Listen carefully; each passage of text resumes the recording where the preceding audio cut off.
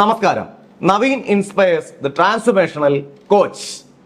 എല്ലാ മനുഷ്യർക്കും ദാരിദ്ര്യത്തിൽ നിന്നും സമ്പന്നതയിലേക്ക് പോകണമെന്ന് ആത്മാർത്ഥമായിട്ട് ആഗ്രഹമുണ്ട്. പക്ഷേ എത്ര പ്രയത്നിച്ചിട്ടും എത്ര പണിയെടുത്തിട്ടും ചില ആളുകൾക്ക് അതിന് സാധിക്കുന്നില്ല. എന്താണ് ഇതിന്റെ പിറകിലെ കാരണം എന്ന് അന്വേഷിച്ചു പോയപ്പോൾ അതിന്റെ പ്രധാനപ്പെട്ട കാരണം ആ വ്യക്തിക്കുള്ള ഒരു പുവർ മൈൻഡ് സെറ്റ് ആണ്, അല്ലെങ്കിൽ ഒരു ദരിദ്രന്റെ മാനസിക ചിന്താഗതികൾ ഉള്ളതാണ് പ്രശ്നമെന്ന് മനസ്സിലായി. ഈ വീഡിയോയിൽ നമ്മൾ സംസാരിക്കാൻ പോകുന്നത് അത്തരത്തിലുള്ള ഒരു അവസ്ഥയിൽ നിന്നും സമ്പന്നന്റെ മൈൻഡ് സെറ്റിലേക്ക് ഒരു വ്യക്തിക്ക് കടക്കാൻ കഴിഞ്ഞാൽ തീർച്ചയായും ആ വ്യക്തിക്ക് സമ്പന്നനായി മാറാൻ കഴിയും. അതിനെന്തൊക്കെ ചെയ്യാനാണ് ഉള്ളത്, അല്ലെങ്കിൽ അതിന് എന്തൊക്കെ മൈൻഡ് സെറ്റിൽ മാറ്റങ്ങളാണ് വരുത്തേണ്ടത്, അതാണ് ഇന്നത്തെ വീഡിയോയിലൂടെ നമ്മൾ സംസാരിക്കാൻ പോകുന്നത്. ഒരു വള്ളം എത്ര ശക്തമായി തുഴഞ്ഞാലും അത് കരയിൽ കെട്ടിയിട്ടിട്ടാണെങ്കിൽ മുന്നോട്ട് പോയില്ലല്ലോ. ഇതേപോലെയാണ് മൈൻഡ് സെറ്റ് നമ്മളെ മുന്നോട്ടുള്ള യാത്രയിൽ നിന്നും ബ്ലോക്ക് ചെയ്യുന്നത്. നമുക്ക് നോക്കാം എന്തൊക്കെയാണ് ഒരു ദരിദ്രന്റെ മൈൻഡ് സെറ്റ് എന്ന്. നമ്പർ 1, സ്കേഴ്സിറ്റി മൈൻഡ് സെറ്റ് ആണ് ഒരു ദരിദ്രനെ സംബന്ധിച്ചുള്ളത്.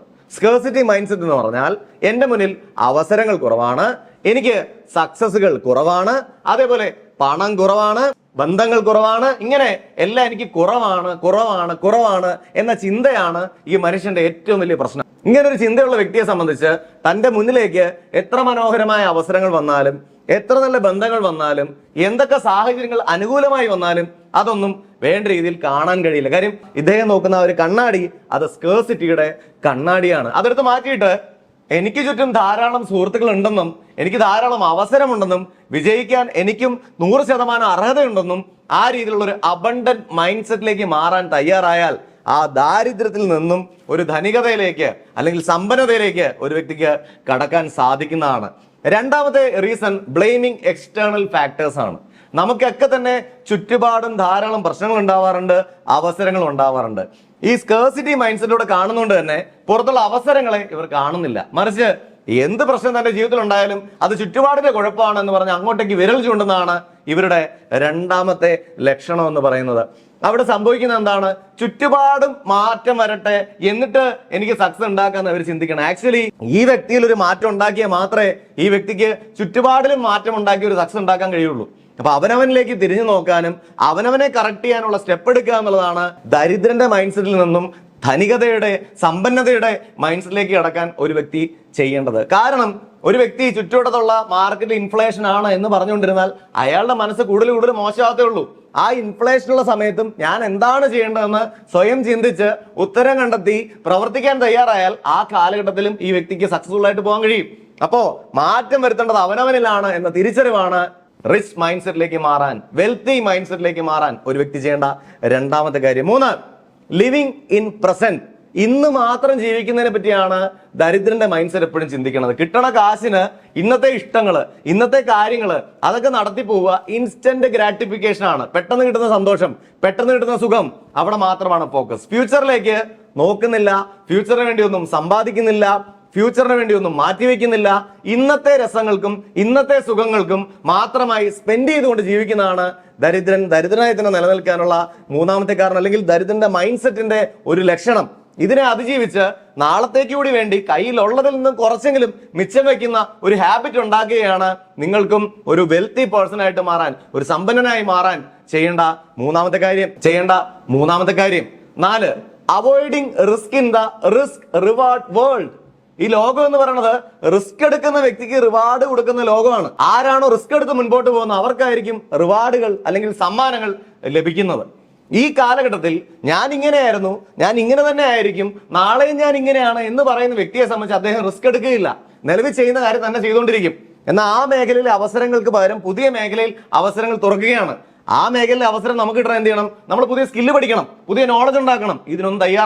ഇതിനൊന്നും തയ്യാറാവാതെ പുതിയ റിസ്ക് എടുക്കാതെ ഈ റിസ്ക് റിവാർഡ് നേച്ചറുള്ള ലോകത്തില് എന്തെങ്കിലുമൊക്കെ സംഭവിക്കട്ടെ, ഒരു ദിവസം ഞാൻ വിജയിക്കും എന്ന ചിന്തയോടുകൂടി ഇരിക്കുന്നതാണ് ദാരിദ്ര്യത്തിന്റെ 4ാമത്തെ കാരണം എന്ന് പറയുന്നത്. എന്നാൽ പുതിയ പുതിയ അവസരങ്ങൾ വരുന്ന സമയത്ത് അല്പം റിസ്ക് എടുത്തുകൊണ്ട്, കാൽക്കുലേറ്റഡ് റിസ്ക് എടുത്തുകൊണ്ട് മുൻപോട്ട് പോവുക എന്നുള്ളതാണ് ഇവിടെ നമ്മുടെ മൈൻഡ് സെറ്റിൽ ഷിഫ്റ്റ് വരുത്താനായി നമ്മൾ ചെയ്യേണ്ട 4ാമത്തെ കാര്യം. 5, നെഗറ്റീവ് ബിലീഫ് അബൌട്ട് മണി.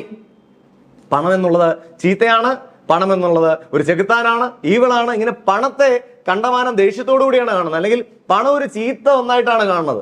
ഇതാണ് പ്രധാനപ്പെട്ട 5ാമത്തെ റീസൺ. എല്ലാ കാര്യങ്ങൾക്കും ഈ വ്യക്തിക്ക് പണം വേണം താനും, എന്നാൽ പണം എന്ന് പറയുന്നത് വളരെ നെഗറ്റീവാണ് എന്ന് ചിന്തിച്ചു വെച്ചിരിക്കുകയാണ്. ഇപ്പോൾ നമ്മൾ സുഹൃത്തുക്കളാണെന്ന് ഇരിക്കട്ടെ, നിങ്ങളെ പറ്റി ഞാൻ എപ്പോഴും മോശമായിട്ട് പറഞ്ഞാൽ എന്റെ അടുത്തേക്ക് വരാൻ തോന്നുമോ? ഒരിക്കലും ഇല്ല. ഇതേപോലെ പണം എന്നുള്ളത് ഒരു എനർജിയാണ്. ആ എനർജിയെ പറ്റി എപ്പോഴും നെഗറ്റീവായി തന്നെ പറഞ്ഞുകൊണ്ടിരുന്നാൽ തീർച്ചയായും ആ പണം നമ്മുടെ അടുക്കലേക്ക് വരില്ല. അപ്പൊ മണിയെ കുറിച്ചുള്ള ഒരു നെഗറ്റീവായ ഇമോഷൻ അല്ലെങ്കിൽ മണിയോടുള്ള ഒരു നെഗറ്റീവായിട്ടുള്ള ഒരു രീതിയാണ് പ്രധാനമായും ദാരിദ്ര്യത്തിൽ തന്നെ കണ്ടിന്യൂ ചെയ്യാനുള്ള അഞ്ചാമത്തെ കാരണം എന്ന് പറയുന്നത്. ആറാമത്തെ റീസൺ ലാക്ക് ഓഫ് ഫിനാൻഷ്യൽ സ്ട്രാറ്റജിയാണ്. ഫിനാൻഷ്യൽ സ്ട്രാറ്റജികളൊന്നും തന്നെ ഇല്ല. അതായത് കുറച്ച് പണം കിട്ടുന്ന വ്യക്തിയാണെങ്കിൽ അതിൽ നിന്ന് കുറച്ച് കാശ് കൃത്യമായി റിക്കറിംഗ് ഡെപ്പോസിറ്റിലേക്കോ അല്ലെങ്കിൽ കുറച്ച് കാശ് പോസ്റ്റൽ അക്കൗണ്ടിലേക്കോ അതല്ലെങ്കിൽ കൃത്യമായി മ്യൂച്വൽ ഫണ്ടിലേക്കോ അല്ലെങ്കിൽ ഏതെങ്കിലും സിപ്പ് പ്ലാനിലേക്കോ ഷെയർ മാർക്കറ്റിലേക്കോ അങ്ങനെ ധാരാളം കാശ് ഉണ്ടാക്കാൻ പറ്റുന്ന ഫിനാൻസിനെ ഡെവലപ്പ് ചെയ്യാൻ പറ്റുന്ന ധാരാളം അവസരങ്ങൾ നമുക്ക് ചുറ്റുമുണ്ട്. ഒന്നല്ലെങ്കിൽ വേണ്ടത്ര അറിവ് അതിനെപ്പറ്റി ഉണ്ടാക്കുന്നില്ല, അല്ലെങ്കിൽ അതിലേക്കൊന്നും താല്പര്യം കാണിക്കുന്നില്ല. രണ്ട് റീസൺ: ഒന്ന്, വേണ്ട നോളജ് അതിനെപ്പറ്റി ഇല്ല; രണ്ട്, നോളജ് ഉണ്ടാക്കാനുള്ള അവസരമുണ്ട് പക്ഷെ അതിനുള്ള മനോഭാവം ഇല്ല. അപ്പൊ നോളജിലാണ് പ്രശ്നമെങ്കിൽ നോളജ് ഉണ്ടാക്കാനുള്ള കാര്യങ്ങൾ ചെയ്യുക.